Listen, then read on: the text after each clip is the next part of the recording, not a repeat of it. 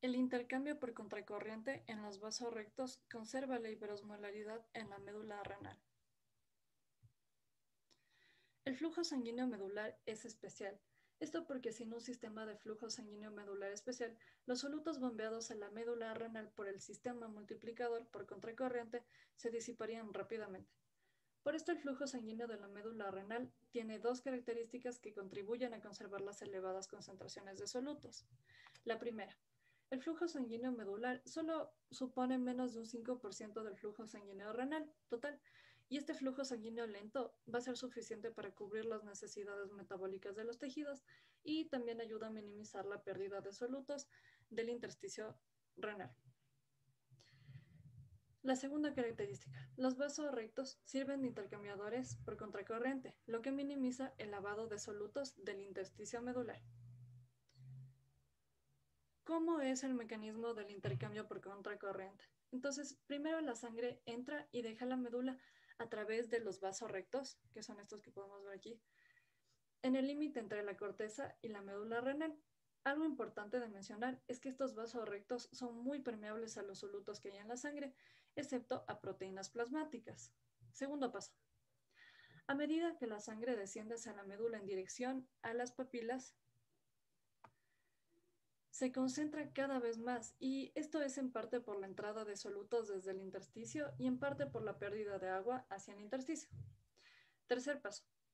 Entonces, cuando la sangre llega a estas puntas de los vasos rectos, lo que va a ocurrir es que tiene una concentración de unos 1200 miliosmoles por litro, que debemos recordar que es la misma que el intersticio medular, 1200 miliosmoles por litro. Cuarto paso. Así, a medida que la sangre sube de nuevo hacia la corteza, cada vez es menos concentrada al difundir los solutos hacia el intersticio medular y moverse el agua hacia los vasos rectos.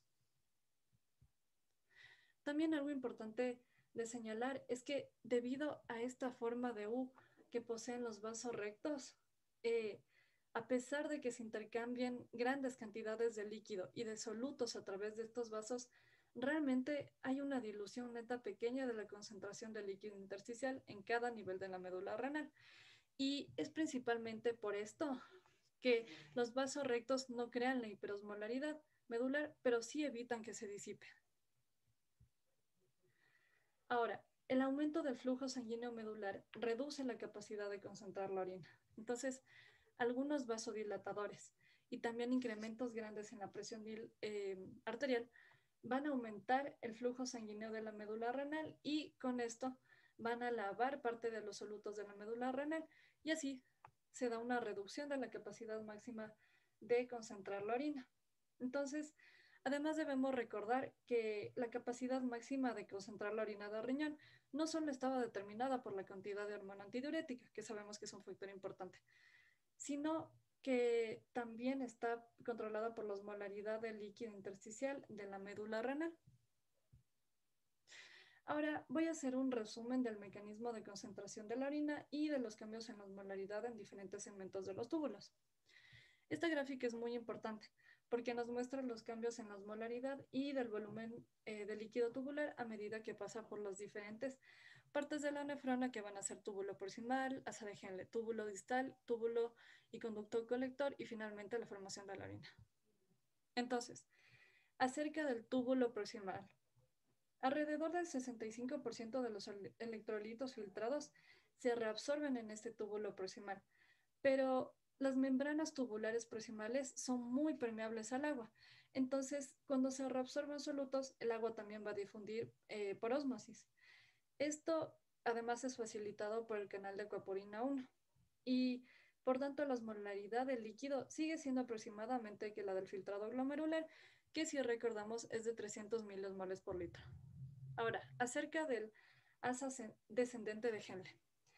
A medida que el líquido va a fluir por el asa descendente de Henle, el agua se reabsorbe hacia la médula.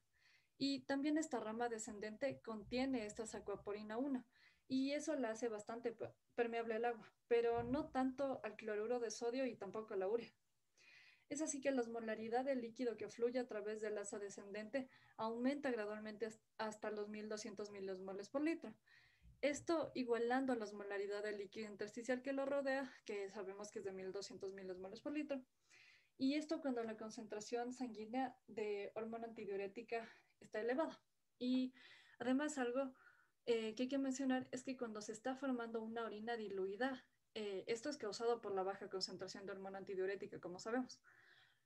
La osmolaridad del intersticio medular va a ser menor de 1200 milismoles por litro y esto va a causar que la osmolaridad del líquido tubular del asa descendente se disminuya, lo que se debe en parte al hecho de que se absorbe menos urea en el intersticio medular a partir de los conductos colectores cuando estas concentraciones de hormona antidiurética son muy bajas.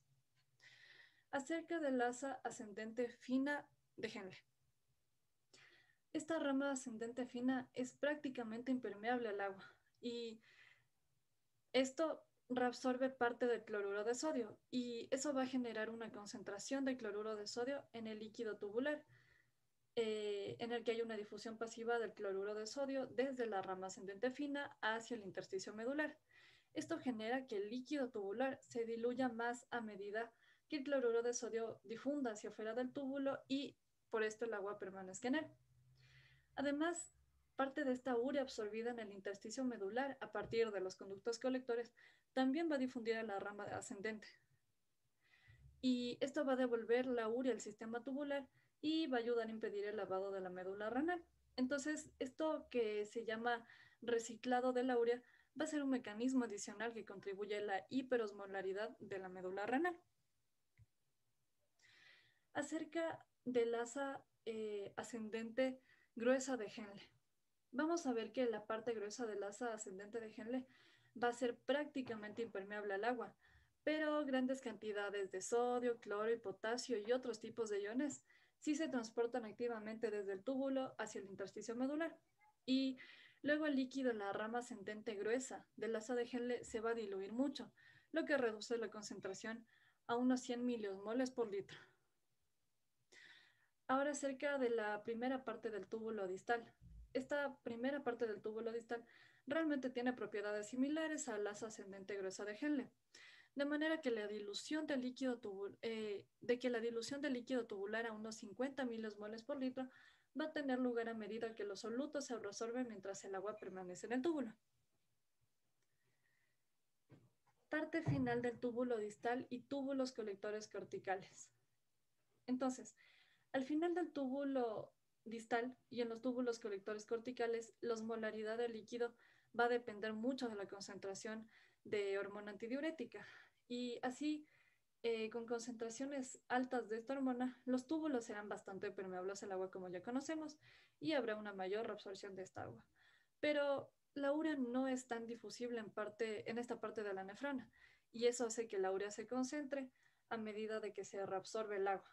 Y esto va a permitir mayor parte de la urea que llega al túbulo distal y al conducto colector pase a los conductos colectores medulares internos desde donde se reabsorberá o se excretará en la orina. Entonces, ahora, hablando acerca de qué ocurriría si no habría la hormona antidiurética, pues lo que pasaría sería que se reabsorbe poca agua en la parte final del túbulo distal y en el túbulo colector cortical. Entonces, la osmolaridad se reduce más debido a la reabsorción activa continua de iones en estos segmentos. Ahora, hablando acerca de los conductos colectores, continuando con la información de los conductos colectores medulares internos. Vamos a ver que la concentración de líquido en los conductos colectores medulares internos también depende muchísimo de la hormona antidiurética y también la osmolaridad del intersticio medular circundante establecida por el mecanismo de contracorriente que ya revisamos. Y es así que en presencia de grandes cantidades de hormona antidiurética, estos conductos van a ser muy permeables al agua y por ello el agua se va a difundir desde el túbulo hacia el líquido intersticial hasta que se alcance el equilibrio osmótico. Esto con el líquido tubular aproximadamente la misma concentración que el intersticio medular renal, que ya sabemos que va de los 1200 a los 1400 milimoles por litro. Entonces, también tenemos que tener en cuenta que cuando hay la presencia de esta hormona antidiurética, se produce un volumen pequeño de orina concentrada porque, como sabemos, se reabsorbe el agua. Entonces, esto va a generar este pequeño volumen de orina concentrada. Y debido a que la reabsorción del agua aumenta la concentración de la urea en el líquido tubular y a que los conductos colectores medulares internos tienen transportes específicos, transportadores específicos de la urea que facilita mucho la difusión. Entonces, ¿qué va a generar esto?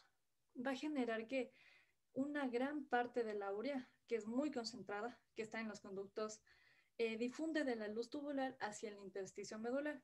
Entonces, esta absorción de la urea hacia la médula renal contribuye a la elevada osmolaridad del intersticio medular y también a la elevada capacidad de concentración del riñón. Gracias.